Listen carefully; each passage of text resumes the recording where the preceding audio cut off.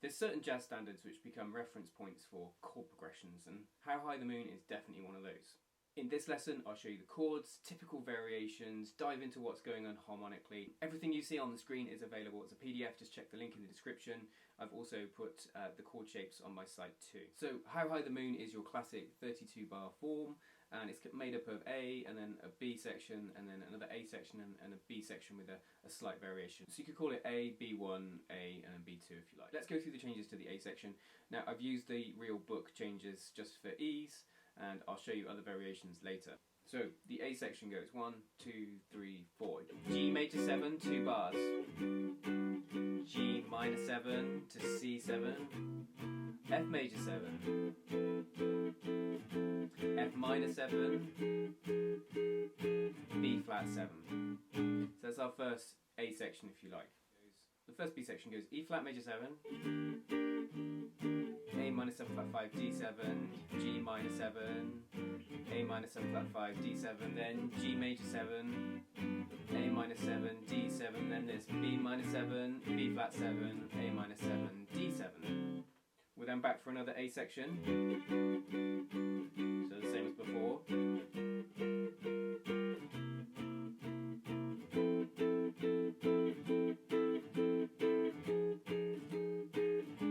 And then we reach the second B, where there's a slight variation. So the second B section has slight variation, easy to spot. We start with the E flat major 7 again, A minor 7 flat 5, D7 to G major 7 this time, then A minor 7, D7, then this turnaround. B minor 7, B flat 7, A minor 7, D7, G6, then A minor 7, D7. So let's try and break down what's going on there, because it can appear at first to be quite out there, but really it's calling upon lots of structures we know and are familiar with. And I like to do my 3-point check here at this point, so I'm going to check the key first off. So the key, 1 sharp, let's check our circle of fifths, key of G major, yielding the following chords if we harmonise the scale in sevenths. G major 7 chord 1, A minor 7 chord 2, B minor 7 chord 3, C major 7 chord 4, D7 chord 5, E minor 7 chord 6, F sharp minor 7 flat 5 chord 7, back to 1. So that's the chords in the key of G. And the next thing I like to do is to find any of those in the chart. And I'm going to label those with blue Roman numerals, and anything else is going to be red because they're out of key. So if I just put the chart on the screen now with that information on there, as you can see, we've got a few of those in key chords. We've got the G, we've got the A minor, we've got the B minor. There's no 4 chord, interesting in this one. We've got the D7. We haven't got a 6th chord or the 7th chord. So what we have to do is find ways to explain those out of key chords, because there's quite a few there, as you can see. We've also got G major and G minor, so there's sort of juxtaposition of major and minor in the same song. The next thing I try and do to understand things that aren't in key is think, are they 2 5s, either major or minor? So if you see minor 7 go into a dominant chord in the distance of a 4th, or minor 7 flat 5 go into a dominant chord again in a movement of a 4th, then we can know that that's a 2 5, major or minor. Let's take bars 1 to 16 and try and break down some of that information. So we start out on chord 1, G major 7, and straight away we're going to move away from that. You know, this is quite a bold move straight away to G minor 7, to C7, to F major 7 in the next line. So again, minor 7, dominant 7th. That is a 2 5, and especially, you know, G to C, that's a movement of a 4th, to F. So that's, if we reference the circular fifths, that's a 2 5 1 in the key of F. So we start out in G major, the 2 bars, and then we go 2 5 1 to F major. And then what they did is they do the same thing again to the F chord, make it minor, go to B flat 7, to the next bar being E flat major 7. So what we have, start on chord 1, then we have a 2 5 1 in F major. Then we have a 2 5 1 in E flat major, F minor 7, B flat 7, E flat. I'm sure most of you watching, if you said what's a 2 5 1 in the key of C, you'd be like, right, that's D minor 7, G7, C. Some of these other keys you might not be as familiar with, but the more you play jazz standards and the more you think like this, before long you know your 2 5 1s in every key, and these are easy to spot like that. So we reach E flat major, and again straight away we're going to move away from E flat major, and we're going to do it via minor 2 5 1. So we're going to go minor 7 flat 5, D7 again, moving in a fourth, A to D to G minor 7. So we've moved to the key of G minor temporarily. I'm going to do the minor 2 5 again. This time we get a bit of a surprise because we go to G major, so we're back to the parent key of G major. Then we get minor 7 dominant, that's a 2 5 in the key of G. Now this last bit, like turnaround if you like, very common device, starts on a B minor 7, which technically in the key of G is chord 3, but the way it's working here with this B flat 7, that is a 2 5 in the key of A, but with the tritone substitution for the dominant. I know that's a bit complicated, but imagine if it was B minor 7, E7, A minor 7, D7. You can see that's the same movement. What we're doing is we're subbing that E7 for a B flat 7, so you get the chromatic note in the bass going down, ba, ba, ba.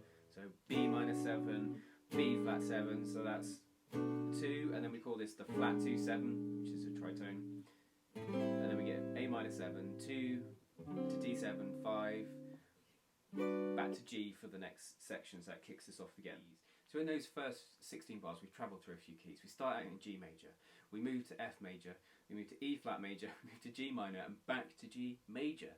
So it's a lot going on, and at the start of the video I said this song's a great reference point, and for me it's a reference point for how 2 5 1s can move you around and pull you to different keys, but it's also a great reference point for taking chord 1 and making it minor to get to the key from a tone below by going G major 7, or whatever G you want to use, then make it minor, G minor 7, C7, F, and then we've managed to move to F, you know, as a way, and there's many songs which do that, and it's good to have reference points for these sort of key common movements.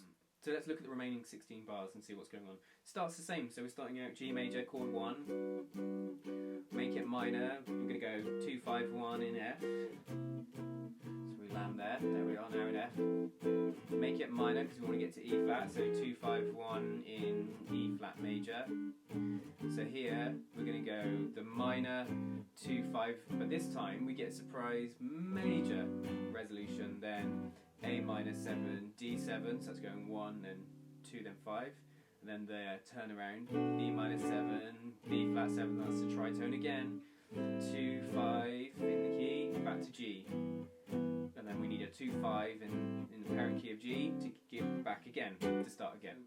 Nothing drastically different happening harmonically, just the big change in that section is after that E flat chord, the minor 2 5 doesn't resolve to a minor chord of G minor, it goes to a G major, which is why that chord sounds quite uplifting when it comes in. Chords to jazz standards are much like Chinese whispers, and I think it's good to be aware of some typical variations, and I've included some on a separate chart variation of this. Now, the real book and the chords that I showed you then was major 7.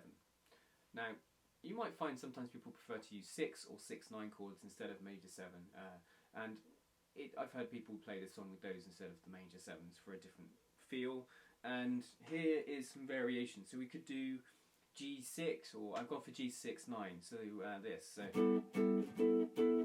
then minor 7, dominant 7th as normal, so F6/9, again all the shapes available on my website, 2 5 to E flat 6/9, then the minor 2 5 as normal, and then this is the bit that is quite common to be different to what I had before, which is B minor 7, E7, so instead of the tritone, A minor 7, D7, which is the 2 5 in A, and then a 2 5 in G.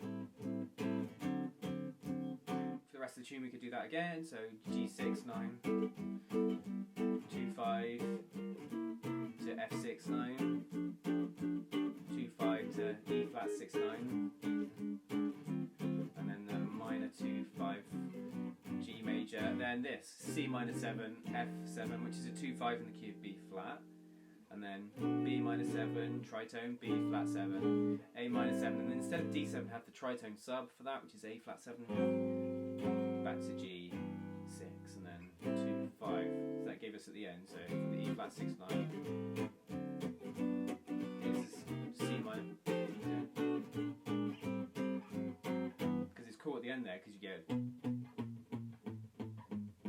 the bass, you know, B, B flat, A flat, G, and some versions I suggest you check out. Ella Fitzgerald live in Berlin, that is incredible. Benny Goodman with Helen Forrest. Les Paul with Mary Ford, obviously, 1951. Also check out Les Paul trio version from 1945, that's cool. And finally, check out Nat King Cole's Capitol recording. Oscar Moore plays a killer solo on that one, so be sure to have a listen to some of those. As ever when learning a new jazz standard, it may expose to you things that you haven't quite got down or you need to learn, and I think two things from this that would really help with kind of working with standards is knowing your 2-5-1s and learning to be able to place a chord and work out what key it's from. So I'll put 2 videos on the screen for myself if you need help with those topics. Thanks for tuning in. Don't forget, join me every Wednesday and Saturday for jazz guitar lessons. Until then, you take care.